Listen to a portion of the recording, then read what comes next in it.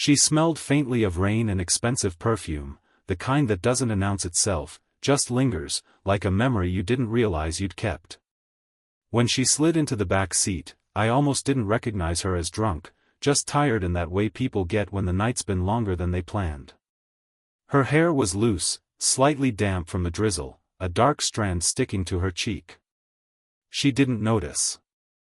I did. "Map's already set," I said, glancing at the mirror. She nodded, slow. "Good. Thank you, sorry if I..." She stopped mid-sentence, shaking her head, a soft laugh under her breath. "Never mind." Her voice wasn't loud, but it had that kind of low warmth that made silence feel heavier afterward. I drove without saying much. She looked out the window, lights from passing cars flickering across her face, all soft golds and half-shadows. I caught myself watching too long, then forced my eyes back to the road. When we pulled up to her building, she took a second too long to find her purse. Then another to find her keys. Her hand trembled just slightly. "I've got it," she muttered, trying to fit the wrong key into the lock. I hesitated. "You okay?" She didn't answer. The keys slipped from her fingers and hit the floor with a small metallic sound that seemed louder than it should have. I bent down before thinking and picked them up. When I stood, she was closer than I expected. Too close. "Here," I said quietly. She steadied herself against the doorframe, one hand near my shoulder for balance. "You're sweet," she murmured.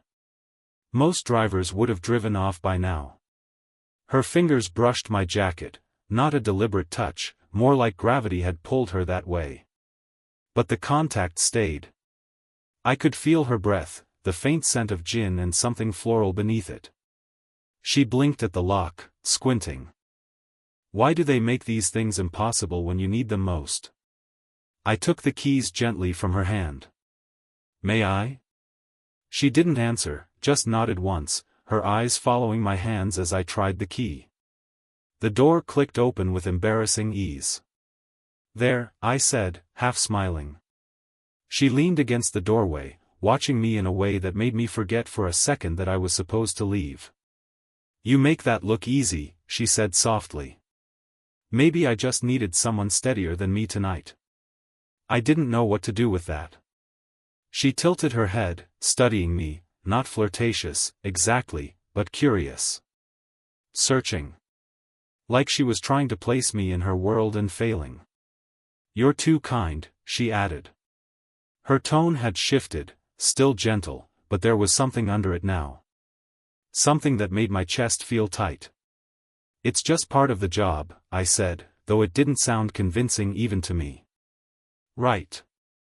Her smile faltered, just a little. "Still, thank you." A silence stretched, the kind that feels like standing too close to a flame. Her hand was still on the doorframe, inches from mine. She didn't move. The rain had started again, soft and steady. I could hear it tapping against the awning above us. I should have said goodnight. I should have turned and left. Instead, I asked, "Are you sure you're all right?" She looked up then, directly at me, her eyes clearer than before, steady.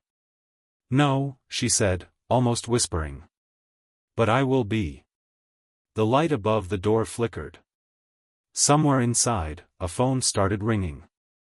She glanced toward it, then back at me, torn between two worlds. And before she turned away, she said my name, even though I was sure I hadn't told her yet. When I saw her again, it was daylight, the kind that doesn't forgive much. She was standing in the lobby of the same building, her hair pinned up this time, a coffee in hand, phone pressed between her shoulder and ear. The sharpness of her tone said she was back in control, or trying to be. I almost didn't say anything. Uber drivers weren't supposed to cross that line. But she turned first. Her eyes flicked toward me and froze just long enough to make the air between us feel heavy again. "You," she said, lowering her phone. "You live around here?" I shook my head. "Morning pickup." "You?" I work upstairs. She smiled, small and polite, but there was recognition there, and a flicker of something else, something unspoken.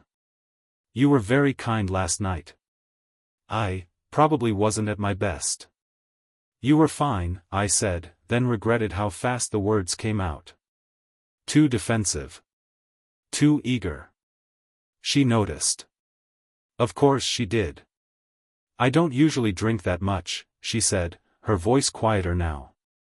Just one of those nights. One of those nights. I knew that tone. I'd heard it from people trying to convince themselves they were okay. Her phone buzzed. She ignored it. Thank you again, for helping me. You didn't have to. I wanted to tell her I'd wanted to, that I hadn't been able to drive off even when I knew I should have. But I just nodded, and she smiled like she understood anyway. Later that week, I got another ride request, same address. Her name blinked on my screen before I could think. I hesitated, thumb hovering. Then I accepted. She opened the door herself this time, not drunk, not distracted. Just composed, in that particular way confident people wear exhaustion like an accessory. Coincidence? She asked when she saw me. Maybe fate, I said before I could stop myself. That earned me the kind of smile people give when they're not sure if they should laugh or walk away. You're too young to say things like that, she said. And you're too smart to believe them, I replied. Her eyes lingered on mine a second too long. Then she looked out the window, lips parting slightly, as if she might say something else, but didn't. She told me, halfway through the drive, that she used to be married. A long time ago, she said, almost absently. We grew in different directions. He wanted quiet. I wanted something else. She didn't finish the sentence. I wanted to ask what something else meant, but the silence that followed didn't feel like one I should break. Then she asked about me. You're a student? Was. Dropped out last year. Why? I laughed softly. I guess I wanted something else, too. For a while, neither of us spoke. Just the sound of tires against wet pavement, the faint hum of the heater. The city outside blurred past, anonymous, forgiving. When we reached her stop, she didn't move right away. Would you? She started, then caught herself. Never mind. I waited. She tried again. Would you mind walking me up? Just, my building's been weird lately. I didn't believe her, and I don't think she expected me to. But I followed her anyway. The elevator was too small for how aware I suddenly was of her. The faint scent of her perfume. The brush of her sleeve against my arm. The way she stood just close enough that I could feel the warmth radiating from her skin. When the doors opened, she turned slightly, her hand grazing my shoulder as if to guide me out first. It was nothing, except it wasn't. At her door, she paused, keys in hand, the same way she had that night. You ever think about timing? She asked softly. I frowned. Timing? How people meet. The wrong time, the right person, or maybe the other way around. Her voice was low, almost a whisper. I could feel her breath on my cheek. I think about it now, I said before I could help it. Something flickered in her eyes, surprise, then something warmer. She reached up, brushing something invisible from my collar. Her fingers stayed there, light, almost trembling. You shouldn't say things like that, she whispered. Why not? Because some of us might start believing you. For a second, we just stood there. The hallway was quiet except for the hum of the elevator going back down. Her hand fell away, slow, reluctant. Then she smiled, small, guarded, but real. Thank you, she said again. For the ride. I nodded, even though it didn't feel like that's what this was anymore. As I turned to leave, she said my name again, soft, almost under her breath, like she was testing how it felt in her mouth. And for the first time, I didn't correct her. It started as a favor. That's what I told myself. Her car wouldn't start after work, and she called, not through the app this time, but directly. "You're the only one I trust to not make a big deal out of this," she'd said. I went. Of course I did. The parking lot was nearly empty, fluorescent lights humming overhead, the air sharp with late evening chill. She stood beside her car, coat drawn tight, hair catching the wind. The sight of her like that, so self-contained, yet clearly tired, made something pull tight in my chest. "Let me take a look," I said, crouching by the hood. "You sure it's just not the battery?" "I'm sure of nothing these days," she murmured, smiling faintly. Her voice had that same quiet exhaustion I'd heard before, only now, it felt familiar. Dangerous. When I stood up, she was closer than I expected, leaning in slightly. I could smell her perfume again, faint and warm, mixed with the cold air. She held my gaze just a little too long before glancing away. "Thank you for coming," she said. "I didn't want to call anyone else." "Anyone else?" I heard the weight in that. "You could have called anyone," I said, meaning it more than I should have. "No," she said softly. "Not anyone." The silence after that was thin, trembling, like a string pulled too tight. We sat in my car while waiting for the tow truck. The heater hummed. Outside, snow began to fall, small flakes catching the yellow streetlight. She rubbed her hands together, then hesitated before holding them near the vent. "Cold?" I asked. She gave a half shrug. "A little.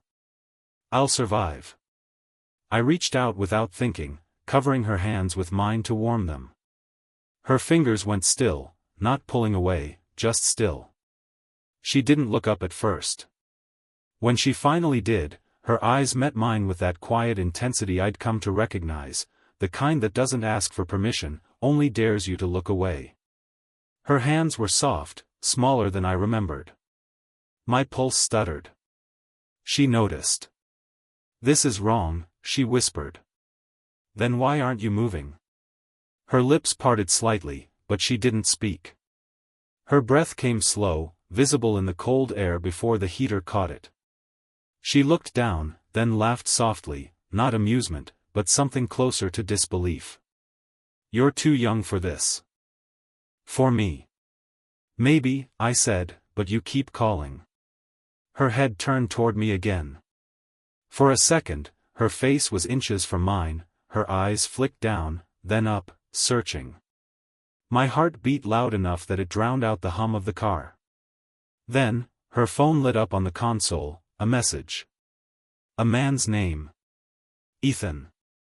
Her expression froze. She reached for the phone but didn't unlock it. The glow from the screen reflected in her eyes.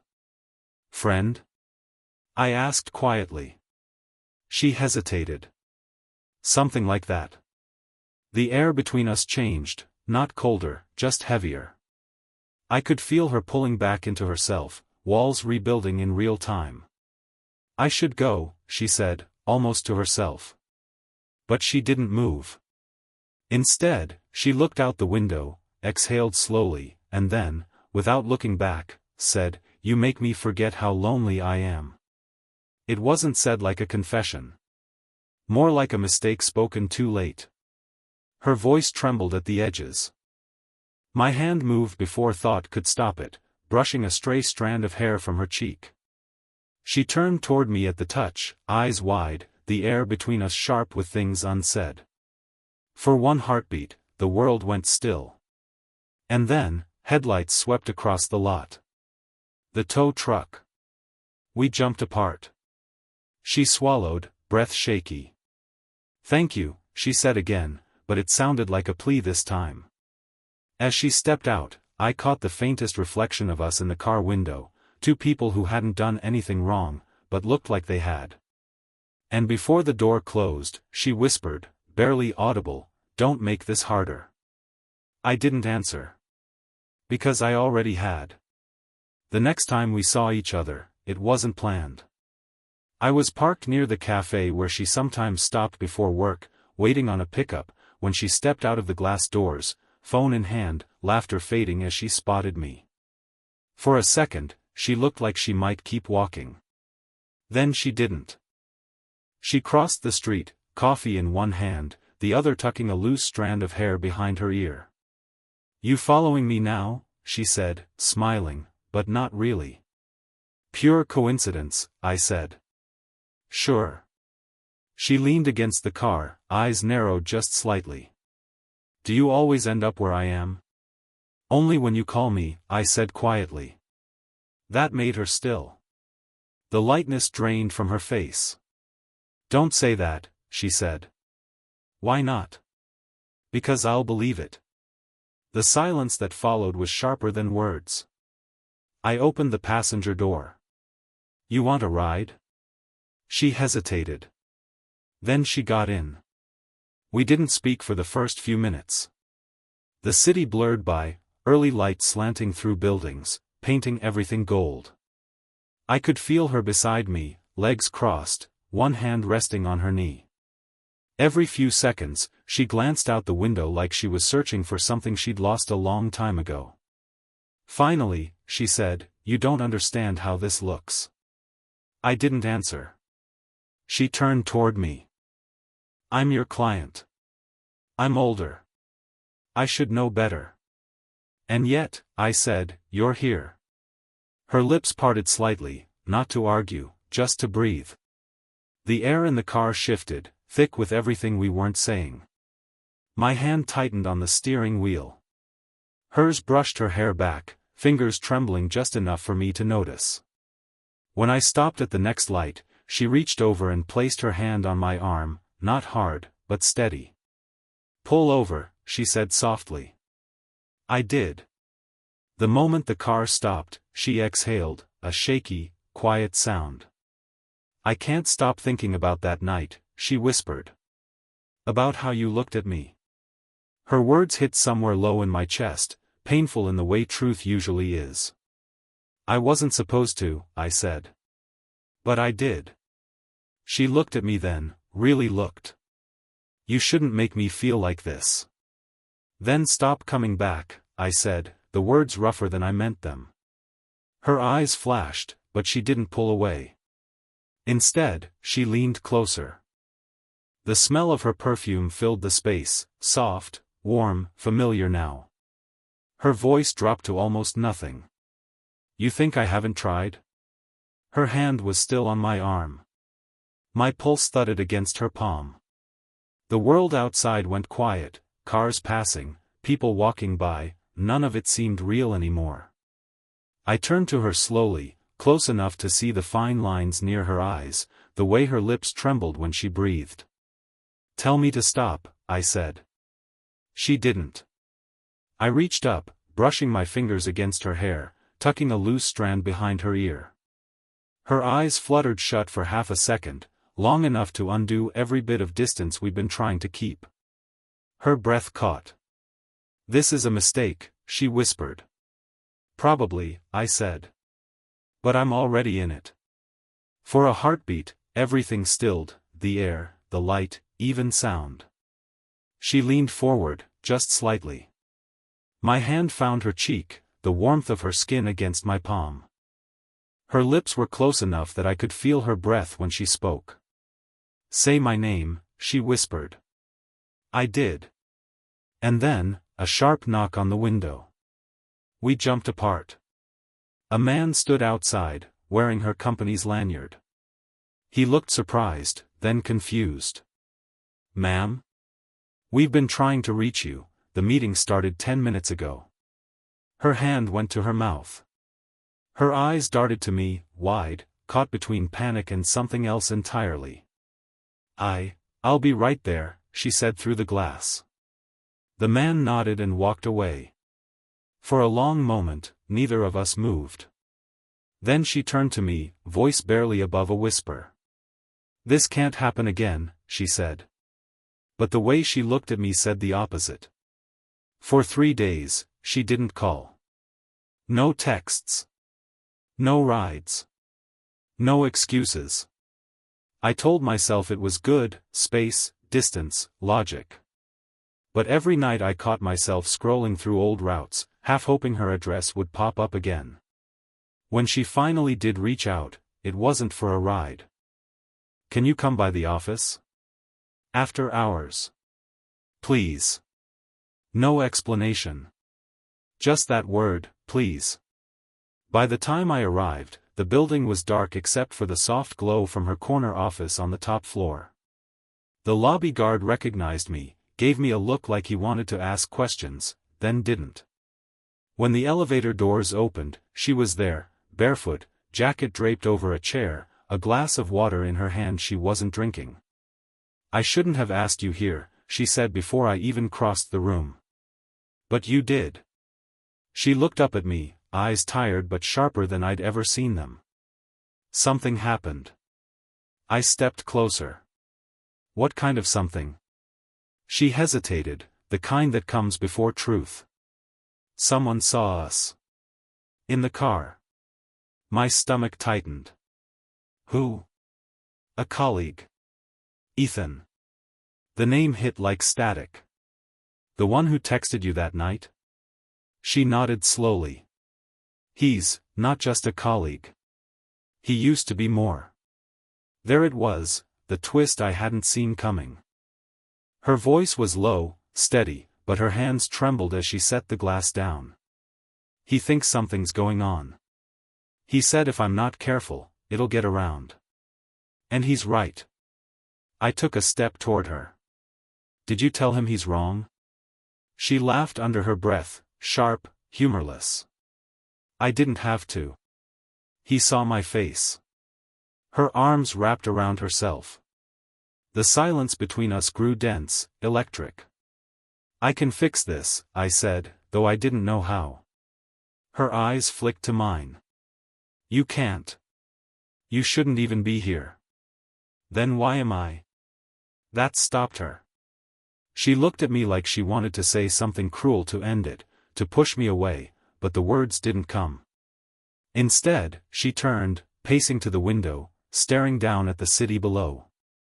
The glass reflected her face, a woman unraveling, trying to stay composed. He said I was lonely, she whispered. That I'd do anything to feel wanted again. Her voice cracked on wanted. I crossed the room before I could think better of it. He's wrong, I said. She turned, sharply, eyes bright, wet, furious. Then what am I doing? Her words hit hard, raw. She was trembling, not from anger, but from the weight of what she finally admitted out loud. I reached out, my hand hovering near her shoulder before resting there lightly. She didn't move.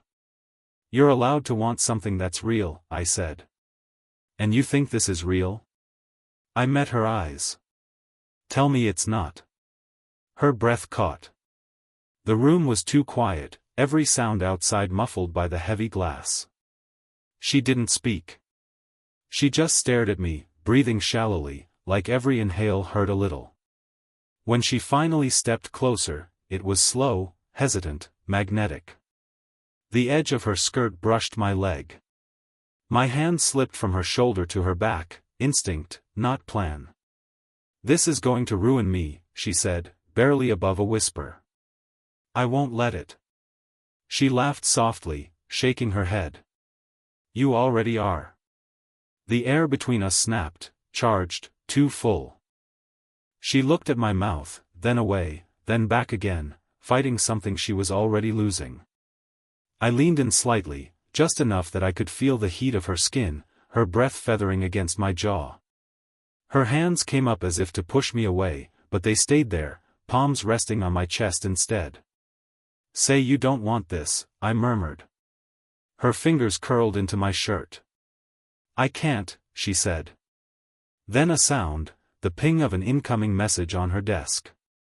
The screen lit up. Ethan's name again. Her eyes darted to it, then back to me. The moment cracked open, fear flooding back in, fast, cold. She stepped back, pressing a hand to her mouth. You need to go, she said, voice shaking. I didn't move. Please, she added, softer this time. Before I make another mistake. But even as she said it, she didn't look away. Her hand was still half raised, the space between us humming with everything unfinished. And then, she whispered, almost to herself, if you stay, I won't stop you next time. Rain again. It always seemed to find us when words failed. I hadn't seen her in a week. Not since the night in her office, the night that ended with her voice shaking and my name caught between her breath and regret. But when she texted, come by. I can't do this over the phone, I didn't ask what this was. I just went. She opened the door barefoot, sweater sleeves pulled over her hands, hair down in loose waves that looked like she'd stopped fighting them. She didn't smile. You shouldn't be here, she said, but she stepped aside anyway. I know. The apartment smelled like rain and coffee. A single lamp lit the room, soft, golden, the kind of light that made everything feel closer. She crossed her arms. I've tried to stop thinking about you. How's that going? Terribly. We stood there, two people trying to remember why they were pretending this was impossible. You think this ends well, she said. It doesn't. It can't. Maybe not, I said, stepping closer, but it's real. She looked up at me then, eyes glassy, defiant. You have no idea what this would cost me. I don't care what it costs, I said. I care that you keep looking at me like this means nothing. Her lips parted, a small, broken sound leaving her throat. It doesn't mean nothing, she whispered. That's the problem. I took another step. She didn't move. The space between us shrank until I could feel the heat from her skin, the tension in her breath. You shouldn't, she said again, quieter this time. Then tell me to stop. Her jaw trembled. She couldn't. So I did the only thing left, reached out, fingertips brushing her hair back behind her ear, slow enough that she could have turned away. She didn't. Her breath hitched. The pulse in her throat flickered fast beneath her skin. My hand lingered at her jaw, not moving, just feeling the tremor of her inhale. You're shaking, I said. So are you. The confession hung there, raw, naked, truer than anything else we'd said. I leaned closer, voice low. We don't have to pretend anymore. She closed her eyes. If I start this, I don't know how to stop. Then don't. The rain hit harder against the windows, a soft, steady rhythm. She reached up, slowly, hesitantly, her fingertips tracing the edge of my sleeve before curling against my wrist. That single touch said everything. Her forehead met mine, light, trembling. Neither of us moved for a long time. Just breath against breath. And then, finally, she whispered, "This is real." I nodded, the word barely finding air. Yeah. She smiled, small, sad, certain. Then at least we're honest now. Her hand slid from my wrist to my chest, resting there, feeling my heartbeat, steady but too fast. Whatever happens after this, she said, you have to let it. I didn't ask what she meant. I just stood there, close enough to memorize the way she looked in that light, raw, human, unguarded. We were past pretending. Past rules, or reason. When our lips nearly met, she stopped, a breath away, and whispered, "Now you know." And in that silence, I finally did. It wasn't about winning or giving in. It was about being seen, fully, fearlessly, for the first time. So I didn't close the distance. Neither did she. We just stayed there, caught between want and understanding, the rain steady, the world holding its breath, knowing we'd already crossed the line long before tonight. The rain stopped sometime before dawn. I sat on her couch, shoes by the door, a half-empty mug growing cold in my hands. She moved quietly through the kitchen, no rush, no words, just the soft rhythm of small, ordinary sounds. Everything that had felt impossible now sat between us, calm and unspoken. When she came back, she handed me another mug. "You didn't sleep," she said. "Neither did you." She smiled faintly. "I forgot how to." For a while, we just sat there. The city outside was waking up, muted horns, the hum of traffic, the world resuming. But inside, it was still, like time had paused to give us a moment to breathe. Her hair was messy, the way people's hair only gets when they stop pretending. She tucked a strand behind her ear, and I watched her the way I'd wanted to for weeks, without guilt, without permission, just, honestly. "I keep waiting to regret this," she said softly. "Do you?" She shook her head. "Not yet." The quiet stretched. Not heavy this time, just full. I reached out, my hand brushing hers where it rested on her knee. She didn't pull away. Her fingers tightened around mine, slow, deliberate, like she was memorizing how it felt to hold something she wasn't supposed to. "You're thinking too much," I said. "I always do." "Then stop." She looked up, eyes tired but warm. "That's easy for you. You haven't built a life you could lose." "Maybe not," I said. "But I've lost things too." Her gaze softened. "You talk like someone older. Maybe I just listen better." She laughed quietly at that, leaning back into the couch. The sound was small, but it filled the room, the kind that made you feel like maybe, just maybe, things could be okay. After a moment, she shifted closer, her shoulder brushing mine. I didn't move. The warmth of her skin seeped through the thin fabric of my shirt, steady and grounding. "I don't know what happens next," she said. "Neither do I. But you're staying a little longer? If you want me to." She didn't answer right away. She just turned her hand over, interlacing her fingers with mine. That was her answer. We stayed like that, quiet, close, not hiding anymore. There was no need for declarations, no dramatic promises. Just two people who had stopped running from the thing that had already found them. After a while, she leaned her head on my shoulder. I felt her exhale, slow and steady, like she was finally letting herself rest. Outside, light began to filter through the curtains, pale gold, soft against her skin. "This feels peaceful," she murmured. "It does." She tilted her head, looking up at me with a small smile. "You know, I used to think peace meant being alone. Not feeling anything too strongly. And now? Now I think peace is just, not pretending anymore." Her voice cracked slightly on the last word. I turned toward her, brushing my thumb across her hand. She leaned in, not rushed, not desperate, just close enough that our foreheads touched. The contact was quiet, simple, real. A long breath left her.